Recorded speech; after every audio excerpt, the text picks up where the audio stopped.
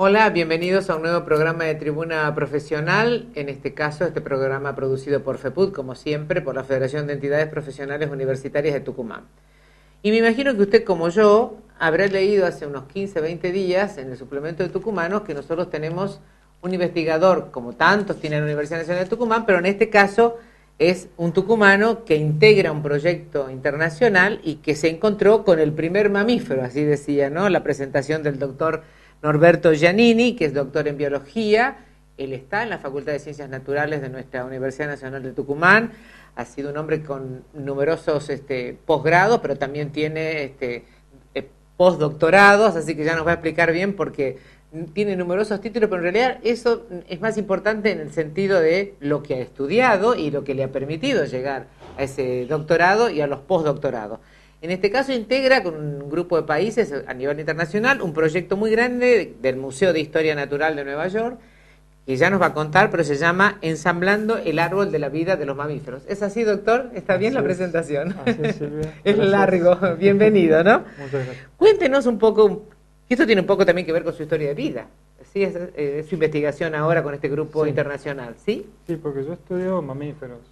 En mi carrera profesional como biólogo, mi dedicación es a la evolución de mamíferos. Sí. También ¿Murciélagos fundamentalmente? Murciélagos y marsupiales. Marsupiales, también algunos otros grupos, algunos fósiles, ¿sí? Pero sí, tiene que ver con mi formación y mi dedicación profesional cotidiana. Sí. Y se recibió, hizo un doctorado acá, estaba en el CONICET. En Tucumán, sí, en la UNT. ¿Y después? Después pasé por varios postdoctorados, incluyendo 2 becas de postdoctorado en el Museo de Historia Natural de Nueva York. Sí. Y luego hubo una invitación para integrar este proyecto como un postdoctorado asociado al proyecto, con lo cual se desarrolló a lo largo de 6 años este trabajo, que nos incluye, somos 23 investigadores de 6 países. Acá nosotros tenemos una de las revistas más famosas del mundo en cuanto a ciencia, creo que es esta y la revista Nature también, ¿verdad? Claro. Y en este caso aquí está, en inglés por supuesto, toda esta investigación que es complejísima, que por supuesto ha sido resumida, digamos, en esta nota para que sea accesible al público y usted sepa. Bueno, usted se ha preguntado de este ratoncito, al que lo vio también en televisión, pero lo ha visto en el diario La Gaceta, y tiene una colita muy larga y parece que es el primero. Entonces a partir de eso ustedes hicieron una reproducción porque esto ya no existe, ¿verdad? Este animal es una reconstrucción, en base a la historia evolutiva de todos los linajes de mamíferos placentarios. Así, a ver si empezamos por el, digamos, como se dice, donde se debe comenzar. Este es un proyecto. ¿Por qué se llama el árbol de la vida? Ensamblando el árbol de la vida. Porque en evolución lo que se busca es las relaciones entre los distintos linajes de organismos, y se compone un árbol que tiene para cada grupo un origen. Claro.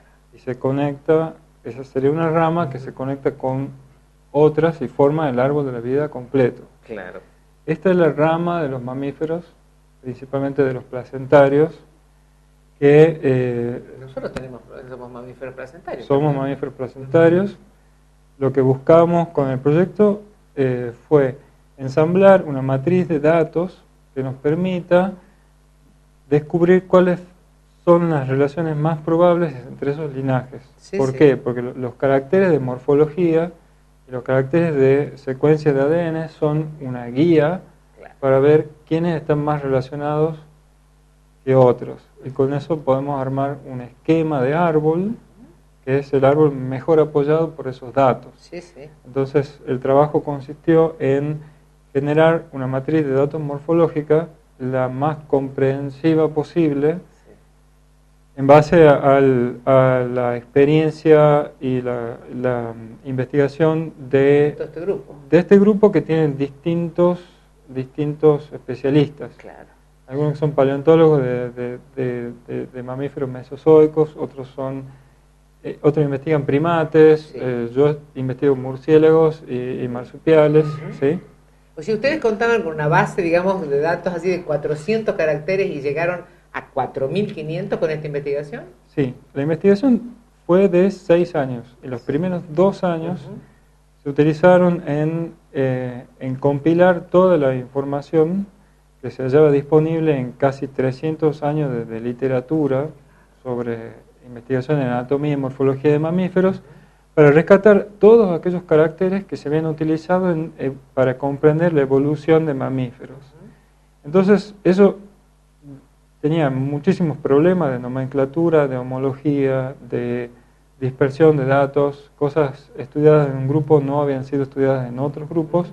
Entonces, lo que se buscó fue compilar una matriz global que sea aplicable a todos los mamíferos. ¿Y así? Eso representó un avance de 10 por, o sea, 10 veces mayor en la cantidad de datos que estaban de caracteres que se podían estudiar en mamíferos. Y una vez que se definió la matriz, esa matriz hay que aplicarla a las especies. Es decir, hay que ver cuál es el estado de cada carácter en especies reales. Entonces, lo que hicimos fue, para 86 especies que representan la mayor parte de los grupos de mamíferos, fósiles y actuales, identificar esa variación y realmente generar la matriz de datos en sí, que antes en el proceso previo estaba vacía y hay que llenar las celdas de esa matriz, que es una gran matriz, tiene más de 390.000 datos incluidos, y esa matriz es la que sirve para poder determinar cuáles son las relaciones entre los linajes. Se hace con un programa computacional que es complejo porque son muchos datos con características particulares. El resultado es una buena hipótesis sobre cuál es ese árbol de la vida de mamíferos. Y desde el punto de vista práctico, para el conocimiento de la ciudadanía y a su vez de los alumnos que están estudiando y que usted es docente, Sí. ¿Cuál es, digamos, el significado de haber podido acceder a eso? Sin la computación no se hubiera podido hacer, probablemente, ¿no es cierto? No. Porque desde Darwin hasta ahora, tú hablas de 300 años, bueno, tenemos todas las anotaciones a lápiz y papel que ha escrito él durante años, en todo el mundo, que fue hasta en la Malvinas, yo estuve en la Galápagos, por ejemplo, y además estas investigaciones hechas de observar cómo cambiaba el piquito de unas aves, ¿no? Pero esencialmente, continuamos con la línea de Darwin. Sí. Esas observaciones hoy se convierten en formato matricial matemático, pero es esencialmente lo mismo. Y eso se trata computacionalmente de una manera muy intensiva, porque la cantidad de datos que disponía Darwin era pequeña y tratable, pero este tipo de proyectos tratan con una cantidad muy masiva de datos que se debe procesar con sistemas computacionales importantes. Y con buenas estrategias de programación también. Seguro. Entonces, digamos, el resultado, que es esa hipótesis de cómo es el árbol de la vida de mamíferos, es lo que primero nos ubica a nosotros como humanos en ese lugar que es el árbol de la vida. Y el resultado es principalmente conocimiento. Conocimiento esencial sobre cuál es nuestra evolución como uno de los mamíferos placentarios que somos, ¿sí? Y hay que distinguir algunas cosas importantes. Esto es ciencia que se conoce como ciencia básica. Y las aplicaciones pueden venir a partir de muchas líneas distintas, pero es importante saber que no hay una ciencia aplicada, sino aplicaciones de la ciencia. Exactamente. Entonces, todo el mundo hace ciencia, no hace ciencia aplicada. Puede orientar un poco hacia la aplicación, pero en el fondo los conocimientos que surgen son para es la ciencia con el método científico esencial, digamos, el mismo para todos. Entonces, lo que surge es una mejor idea de qué somos biológicamente con respecto a nuestros distintos parientes mamíferos. Ese sería nuestra principal, nuestro aporte. Exacto. Y en este caso, usted vuelve a Tucumán. ¿Ha estado cuántos años en Nueva York, profesor Janine? 4. Vuelve a Tucumán. ¿Sigue conectado a este proyecto? Claro, porque cuando yo volví, el proyecto lleva un par de años. Yo hice muchos viajes para continuar con el desarrollo del proyecto ya en la fase final. Como esto está implementado en un servidor, Sí, podíamos hacer trabajos concurrentes claro. desde nuestros países, Sí, sí. una vez que ya estaba la base de datos bastante establecida. Exactamente. Entonces podíamos contribuir desde nuestros lugares Ujú. a la constitución de esta matriz. Exactamente. Hoy uno piensa en eso, pero de todas maneras usted ha vuelto a la Facultad de Ciencias Naturales, es docente. ¿Qué está enseñando en este momento en la Facultad de Ciencias Naturales? Estoy a cargo de una materia que se llama biogeografía Ujú, y doy una materia de especialidad que se llama evolución. ujú. ¿Y con cuánta gente trabaja? La cátedra tiene 3 personas más y los estudiantes son entre 20 y 30, depende ¿Y ya del son año. de cursos más avanzados, digamos, De cuarto y quinto de año. cuarto y quinto Ujú. año? ¿Y a futuro cuál es digamos, lo que piensa seguir haciendo? El futuro de un investigador es continuar investigando. Sí. Mi formación académica hace que, digamos, pueda ir accediendo a distintos niveles de investigación que son más profundos o abrir nuevas líneas de investigación. Es esencialmente una carrera muy libre. Exacto. Entonces, en lo que yo vine creciendo o tratando de aportar más es en estudiantes. Sí, sí. Yo tengo muchas Bien. personas a cargo en el CONICET que son becarios que dependen en distinto nivel de mí como director, codirector O sea, o de en hecho, a alguna partir de esta función. investigación, cualquiera de ellos podrá en un momento dado seguir alguna otra línea de investigación, no solamente de mamíferos placentarios, sino de lo que desee a partir de este Sí. árbol de la vida emblemático, así realmente impresionante, ¿no? Bueno, hay que tener esto como una hipótesis. Hipótesis, Creo sí, que es una entiendo. buena hipótesis, Seguro. pero esta incluye 86 especies. Sí, sí. Pero los mamíferos son muchos, son 5.100 Sí. especies, y esa es la diversidad que ha llegado al presente. Sí. Los mamíferos, en cuanto a los géneros, por ejemplo, están 90% de los géneros son fósiles, Sí, sí. no están, digamos, no han llegado al presente, sus linajes se han extinguido antes. Entonces, este trabajo representa una buena base para ampliar Sí. hacia muchos fósiles interesantes y a otros grupos de mamíferos que no han sido incluidos en esta. O sea, que es una buena primera etapa. Exacto. De Pero todas maneras, lo importante es, usted estudió biología y tiene muchísimos alumnos más también, la facultad los tiene, por lo tanto esto es de una gran importancia además, ¿no? En cuanto al futuro de los estudios a posteriori de todas estas investigaciones. lo bueno es que esto abre un recurso público Claro. que se puede acceder con una simple cuenta. Ujú. Uno puede bajar esta matriz Sí, a su sí. computadora, conocer toda Exacto. la morfología que está documentada ahí, aprender muchísimo de esa morfología, y también uno puede agregar datos a esa base de datos. Si uno, por ejemplo, encuentra un fósil que le interesa mucho, puede estudiar la variación de ese fósil en el contexto de esta matriz. Seguro. Previamente era mucho más difícil, primero, conocer todos esos caracteres y segundo, acceder a comparaciones con otros mamíferos. Sí, sí. Uno tenía que especializarse mucho en un tema y usar comparativamente mucho Sí. menos información. Pero gracias a que se ha podido compilar esta matriz y está plenamente documentada, porque Sí. cada uno de los caracteres está documentado Bien. con fotos, con literatura y Sí. detalles, creo que el acceso a conocer la morfología y compararla con nuevas especies es mucho más directo. Seguro. La verdad que la explicación es compleja y como compleja es la vida. De todas maneras, a veces para hacer mucho más accesible todo esto, y a lo mejor esto le puede interesar a los niños de que son niños, yo le pido y siempre le digo a través de este medio que visite la Facultad de Ciencias Naturales, que vaya a ver también el museo de la facultad y del Instituto Miguel Lillo. A veces, a pesar de que es un museo y a veces a grandes pasos se va mostrando la evolución de todos y cada uno de nosotros, en el fondo siempre se quiere saber de dónde venimos y hacia dónde vamos, que ese es el misterio de la vida en realidad, doctor, ¿no? Lo que pasa es que la ciencia se caracteriza por que una puerta abre muchas otras, Exactamente. porque el conocimiento se va incrementando y profundizando. Por supuesto. Entonces, en un periodo estamos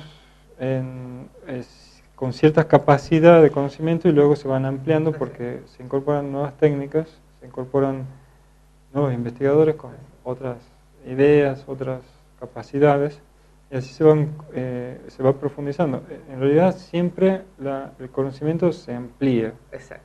No hay puertas que se cierren, sino... Al contrario, estas son miles de puertitas que se van a seguir abriendo seguramente en el futuro. A algunos les causa un poco de angustia porque creo que perciben que no tienen fin, pero a lo que estamos acostumbrados a trabajar con la investigación, ese es el desafío, consiste en abrir más que en cerrar, que en encontrar. Nosotros no buscamos verdades, sino las mejores hipótesis. Así es. Sobre ese trabajo vamos avanzando. Se hace camino al andar, como dice la poesía también, ¿no? Claro, lo que la naturaleza va permitiendo conocer según esas aproximaciones que uno va haciendo. Sí.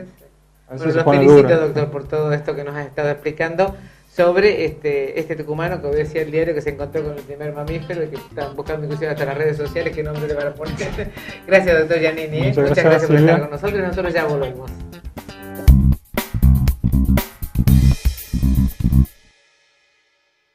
Aprendiendo a ver y debatir el cine como séptimo arte. Quinto ciclo. Organizado por la Federación de Entidades Profesionales Universitarias de Tucumán y auspiciado por el Colegio de Graduados en Ciencias Económicas.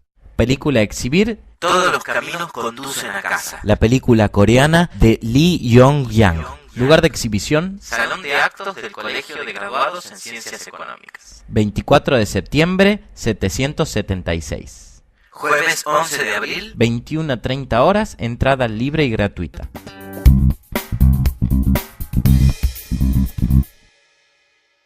Estamos con el doctor Ángel Fara, que es abogado penalista, miembro del Colegio de Abogados del Sur y forma parte de la Comisión de Derecho Penal del Colegio de Abogados del Sur de la provincia. Hay una aplicación ahora en Concepción y en Monteros de un plan piloto sobre lo que se conoce como oralidad en el sistema penal. Y nosotros queremos preguntarle al doctor Fara, porque él es especialista en estos temas, cómo se va a aplicar y por qué se empieza aplicando en localidades más pequeñas, por ejemplo, que la capital de San Miguel de Tucumán. ¿Por qué empieza por el sur de la provincia, por Concepción y por Monteros? Bienvenido, doctor Fara. Muchas gracias. A ver, ¿cómo es un Bueno, este es un plan piloto que tiene una duración de 4 años. Sí. La Corte ya decidió que se empiece a aplicar a partir del 8 de abril. Significa trasladar la oralidad a todas las etapas del proceso.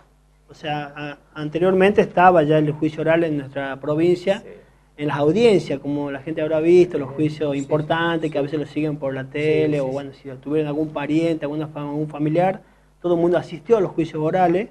Pero casi que es como al finalizar que se llega. Claro, es la etapa que le llamamos. Mientras tanto hubo que expedientes y todo. Exactamente. Y presentaciones y vueltas. Claro, ¿sí? Empezaba con una denuncia, con la investigación en fiscalía, si pasaba esa etapa, pasaba una elevación a juicio y recién llegaban a un plenario donde las partes, a través de la palabra, o sea, se desentendía un poco de lo escrito, los testigos venían de nuevo, entonces se oralizaba todo eso que estaba escrito y bueno, se llegaba a la sentencia. Ahora lo que se busca es oralizar toda la etapa de investigación a través de audiencias. Y este sistema tiene principios. Es oral, en principio, adversarial, también es más transparente porque va a ser, todas las audiencias son grabadas, tienen soportes grabados, digamos, o sea que un juez va a estar decidiendo en el momento situaciones como una prisión preventiva, situaciones que antes las resolvía en su despacho por escrito. Ahora las partes, tanto el fiscal como el defensor, van a brindar información al juez, que no conoce el expediente. El juez se sienta sin conocer a qué viene. Sabe que hay una audiencia, le dirán el título, usted tiene una audiencia de prisión preventiva. ¿Hay entonces, un acusado? claro, él se sienta mayor o menor, y la información se la imparten las partes, el fiscal y el defensor.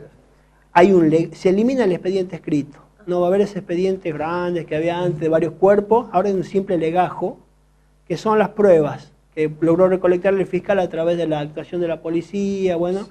Y ese legajo se lo tiene que brindar al defensor, o sea, no lo retiene. Antes el expediente era difícil acceder al expediente, ahora va a ser más transparente, ese legajo está a disposición del defensor, porque rige un principio que se llama la buena fe procesal.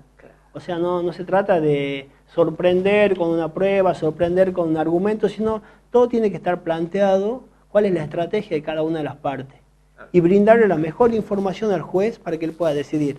O sea, el juez dirá si esto es un delito grave, si merece una prisión preventiva, o si es un delito menor que a lo mejor se puede resolver por una mediación. Ahora, bueno, es que ese sería otro tema, porque va a haber distintas oficinas. Una de atención primaria, donde va la persona a exponer su situación, y eso es como un colador, utilizando una palabra común, donde se dirá, bueno, esto es una denuncia, o esto es un delito, o esto no, entonces se le va a explicar a las personas capaz que no, esto no es un delito. Entonces muchas denuncias que antes venían siempre y entraban, ahora no van a entrar sino más al sistema, porque hay un criterio de oportunidad, a ver qué se investiga y qué no. También va a haber una oficina de soluciones rápidas, donde entra lo que me decía usted, la mediación, entra, porque hay mediación penal ahora, que antes no había, está la probation, juicios abreviados, entonces soluciones rápidas. Quizá una causa que antes llevaba 3, 4 años, capaz que en una semana o en 2 esté resuelta. Entonces, y va a haber otra oficina de delitos complejos, donde entrarían las causas que sí son más difíciles, que requieren un poquito más de investigación, pero todo se acelera. La celeridad es uno de los principios pero claro, lo fundamental es el criterio del juez. Y el juez va a tener que ser muy bien preparado, tener un conocimiento del derecho y poder escuchar bien, porque toda su información va a ser oral. Tener el detalle de lo que le dijo uno, lo que le dijo el otro. Por supuesto, va a estar grabado, él va a poder ver la grabación, ir y volver y poder analizar algunas No, cosas, porque decide en ese momento. Decide en ese momento, sí. Hay casos especiales que son complejos, que dirá, bueno, la decisión se va a tomar mañana, o a lo sumo en 48 horas. Pero la mayoría de las decisiones, la idea es que se la decide en ese momento. Escucha a las partes y toma la decisión. Sí, por eso es importante que lo que haga el defensor y lo que haga el Ministerio Público, por eso la buena fe, para brindar la mejor información al juez para que pueda tomar una decisión correcta. Este plan de oralidad en el sistema penal viene desde los Estados Unidos y es tomado sí, se por viene algunos aplicando países en de América. México, Sí. se está aplicando en Bolivia, se está aplicando en Chile hace muchos años. En México es uno de los lugares donde más se aplica. Y acá se buscaron ciudades chicas, jurisdicciones dentro de todo pequeñas, porque el cambio es muy grande. Entonces no se va a poder, digamos, implementar en una ciudad grande o en una jurisdicción muy grande. Aún así, con Tucumán, toda la mitad de Tucumán va a estar con este sistema, de Monteros para abajo, hasta La Cocha inclusive. Y para permitir a la gente que acceda a la justicia, se va a descentralizar las oficinas. Va a haber una fiscalía en cada departamento. Mire qué interesante, uno va a estar en La Cocha, otra va a estar en Graneros, otra en Alberdi y otra en Aguilares. Entonces la gente va a poder hacer sus denuncias ahí, capaz que ahí mismo solucione su conflicto. Y bueno, entonces se descentraliza toda la atención, ¿no? Y si es mayor el conflicto, sí se llegará, digamos, Sí, hay casos que caso, son delitos ¿no? complejos, Claro. situaciones donde... Porque uno, por ejemplo, en estos temas, en los expedientes y en las declaraciones que sean las personas involucradas en una causa penal, a lo mejor cuando llegan al juicio oral, decían, se ha desdicho de todo lo que estaba en tal y cual. Ahora me parece que... Ahora pierde valor lo que dijeron antes, ahora vale lo que se dice en el plenario, la oralidad. Lo que ¿Es optimista a futuro? Digamos que a y lo mejor nosotros, siempre vamos a tener que algo nosotros con la comisión lo que queremos hacer, digamos, es acompañar el proceso, pero ser observadores. Ajá. Nosotros hemos pensado que, además de que estén grabadas las audiencias, por lo menos 2 colegas van a ir a cada audiencia a ver qué pasa. Exacto. Y después hacer una evaluación, pero ya está, digamos, establecido ya por la Corte que cada 2 meses se van a hacer evaluaciones. O sea, un piloto, o sea, posiblemente funciona, posiblemente no. Hay muchos colegas dicen que va a haber más personas detenidas, otros dicen que no. Bueno, habrá que ver cómo... De todas maneras, doctor, no nos engañemos. Tanto los fiscales en lo penal como los abogados penalistas defensores son personas con una cierta preparación para fundamentar y con una labia importante, una oratoria importante, ¿no? Es que cambian mucho los principios. Nosotros nos dictaron un curso que, por ejemplo, ustedes especialistas en eso nos enseñaban a preguntar. Claro. O sea, hay preguntas abiertas, preguntas cerradas. Entonces, depende de el objetivo que yo quiera de la persona que le interrogo. Y la repregunta. Claro, el contrainterrogatorio, por ejemplo, en el contrainterrogatorio se permiten preguntas sugestivas, en cambio en la pregunta directa del testigo no. Incluso las apelaciones son en ese momento, todo es oral. Muy interesante. Muy, bueno, lo queríamos traer justamente a nuestro programa de Tribuna Profesional para que se sepa todo lo que se hace a través de los colegios profesionales. Es muy Sí. interesante en este caso lo que ha encarado el Colegio de Abogados del Sur a través de usted y de todos los miembros de esta comisión. Y ojalá, doctor, todo salga muchísimo mejor, porque creo que además uno de estos días, cualquier cosa que pasare, los papeles nos pueden llegar a sepultar, ¿no? Sí, Pero no, queda es muy ahí. interesante en ese sentido, no hay Claro, tanta burocracia. formalidad, y la desformalización es otro de los Claro. principios, y la También. flexibilidad, por ejemplo, en fría, a los abogados los citan por teléfono a la audiencia, o sea, no tanto papel, Exacto. entonces sí, por eso la buena fe, o sea, asistir a la audiencia si lo llaman a uno, supuesto. o sea, no entorpecer el proceso porque los plazos son más cortos. Seguro, pero también, bueno, mire lo que significa resolver algo que a veces está 3, 4, 5, 7 años, Así tenemos es. causa Sí, militar sí. acá en Tucumán, así que me parece que... Y causas pequeñas. Causas pequeñas. El otro día tenía un accidente que fue del 2009, lo llamaron a declarar ahora en el 2013, recién, ya hace 4 años que fue el accidente. Exactamente. Bueno, eso no va a pasar, esperemos en el... Esperemos que no. Una sola cosita Sí, que tengo sí. colegas que me decían, y es verdad, va a quedar una oficina residual. Ujú. O sea, todos los casos hasta antes del 8 de abril Sí. pasan a una sola oficina grande y siguen manejándose por escrito. Sí. Entonces eso es lo que decían algunos colegas, ¿cómo va a ser una oficina monstruo, digamos? Claro. ¿Cómo va a atender todo eso? Pero bueno, eso queda así.